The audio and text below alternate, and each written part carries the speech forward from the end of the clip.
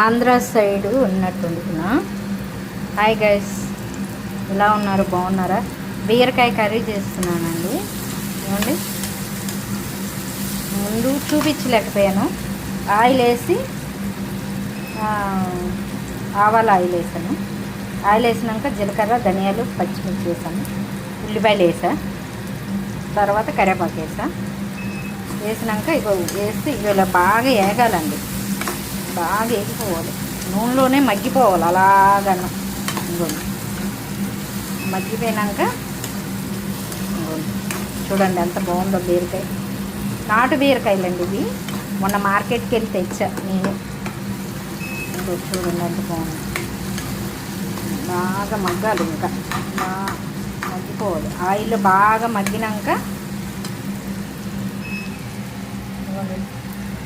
టమాటా వేసుకోవాలి.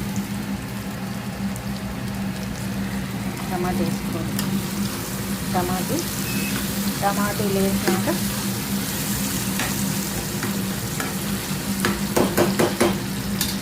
మూత పెట్టుకోవాలి. ఇది బాగా మగ్గిపోవాలి, దాంట్లో కలిసిపోవాలి బీరకాయలు. చూడండి బాగా మగ్గిపోయింది కదా. ఇదో టమాటీ బీరకాయ కలిసిపోయింది.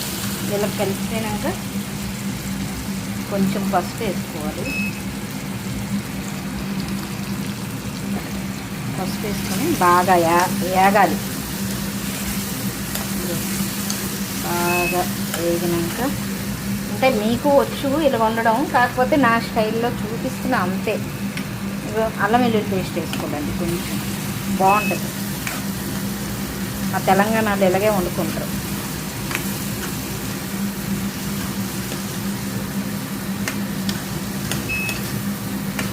బాగా వేగినాక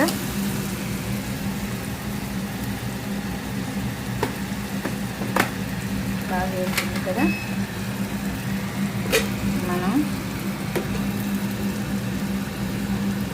ధనియాల పొడి 2 స్పూన్లు వేసుకోవాలి. జీలకర్ర పొడి 1 స్పూన్ వేసుకోవాలి.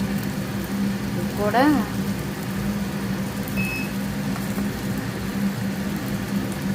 స్పూన్